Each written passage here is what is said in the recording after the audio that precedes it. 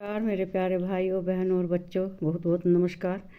यह वीडियो हम लोग ऐसे चोर के बारे में बता रहे हैं जो कि बहुत ही बुद्धिमान था और वह पुराने पिछले जन्म में ब्राह्मण था, लेकिन कुछ गलतियों के कारण वह इस जन्म में चोर हो गया था।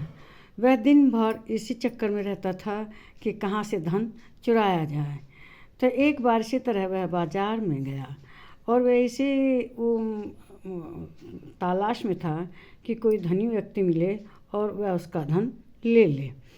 तो इस तरह से चार व्यापारी दिखाई दिए। वे बाज़ार में मार्केट में सामान बेचकर अपना और उन्होंने बहुत सा धन इकट्ठा कर लिया और उस धन को अपने साथ लेके जाने लगे। उस चोर ने देख लिया कि इन लोगों के पास तो बहुत धन है, इन्होंने सामान बेचकर बहुत पैसा इकट्ठा किया है। तो वह भी बातचीत में बहुत चतुर था, क्योंकि पिछले जन्म का ब्राह्मण था, विद्वान ब्राह्मण। गया, उनसे बात की। बातचीत के क्रम में उसने उनसे अपने मित्रता कर ली और कहने लगा कि मुझे भी वहीं जाना है। उनके साथ साथ यात्रा करने लगा। अब रात का समय हुआ। जब रात हुई तो रात के समय अब वह सब एक जगह धर्मशाला में रुके। वह उनके साथ रुक गया और धर्मशाला में जब वे लोग चलने लगे, अब जंगल के रास्ते का समय आया, तो उन्होंने धर्मशाला में ही वह अपना सारा धन अपनी जांग फाड़ के उसमें छिपा के और सिल दिया चारों ने। तो उसने ये देख लिया था। उसने सोचा कहीं मौका लगेगा तो मैं ये सारा धन इन लोगों का ले लूँ। अब वे एक जंगल, अब एक दूसरी रात रुके दूसरी जगह। तो फिर उसके अगले दिन जंगल के रास्ते से जाना पड़ा।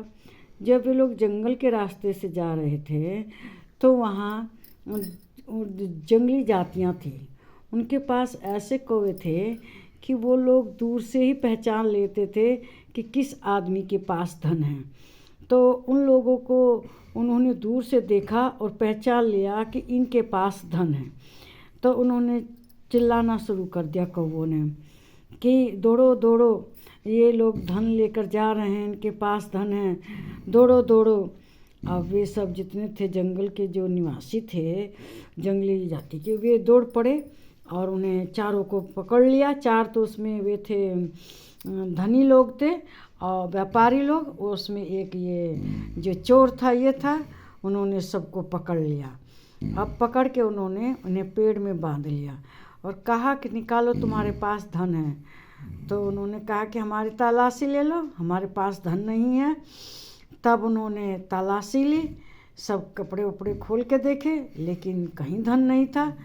तो उन्होंने कहा आदिवासियों ने कि देखो, हमारे इन कौवों का बोला कभी झूठ नहीं जाता, ये एकदम सही बोलते हैं और आज तक इन्होंने जिसके पास धन बताया सबके पास धन निकला है, तुम्हारे पास भी है, इसलिए हमें चुपचाप दे दो, वरना हम एक एक की चमड़ी उतार के और शरीर खोल खोल के देख लेंगे कि किसी के पास धन है कि नहीं है।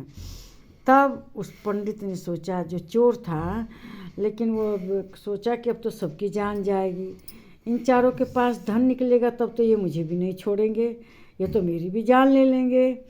अब वो चोर बड़े धर्म संकट में पड़ गया कि जान तो जानी ही है, लेकिन अब इन व्यापारियों की जान बच जाए, मेरी जान जाने से तो क्या दुख है, मेरी जान जाएगी, क्या पता ये लोग बच जाए, मेरे पास धन नहीं निकलेगा तो ये इन्हें छोड़ देंगे कि भाई हमसे गलती हुई।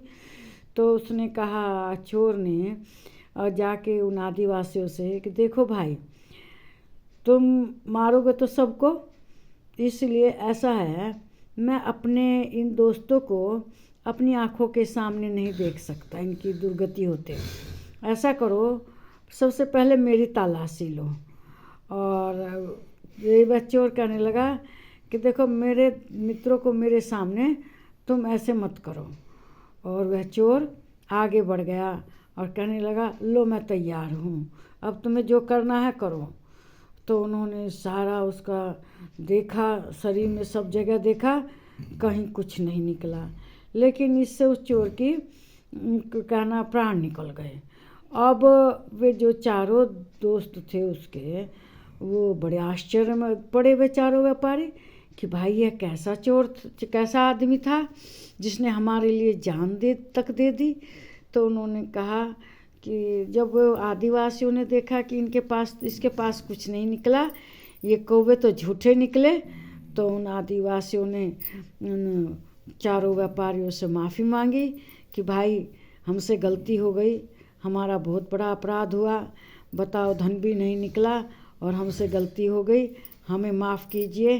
और इस तरह से वे चारों व्यापारियों ने उन्हें माफ़ कर दिया और उन्होंने चारों व्यापारियों को छोड़ दिया, क्योंकि जो धन के लालच में उन्होंने उस चोर को मतलब सारा सब कुछ कर दी दुर्गति, उसका चमड़ा देख लिया, तब वो कहना बड़ा पछताने लगे और उन्होंने अपने कौवों को बहुत धिक्कारा और कहा कि तुम झूठ भी बोलने लगे हो, आज तक तो तुम्हारा बोला कभी झूठा नहीं जाता था।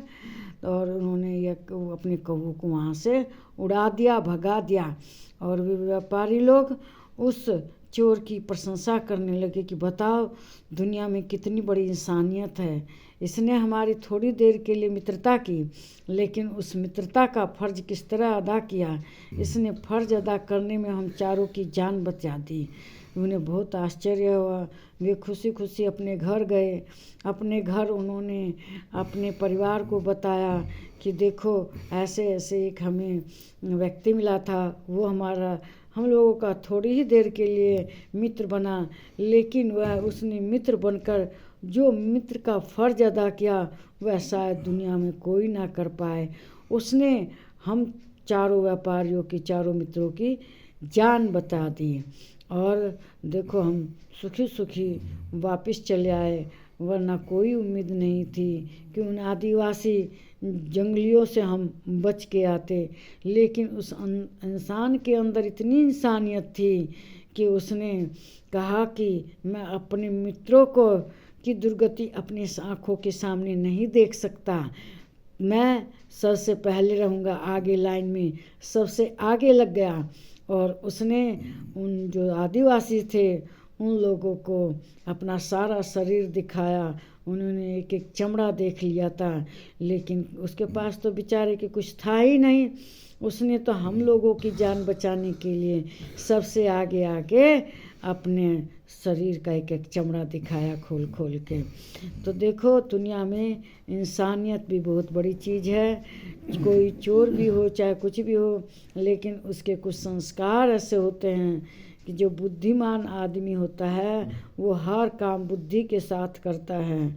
तो इस वीडियो को लाइक कीजिए, शेयर कीजिए, इस पर कमेंट कीजिए, मेरे चैनल को सब्सक्राइब कीजिए। नमस्कार मेरे प्यारे भाइयों, बहनों और बच्चों।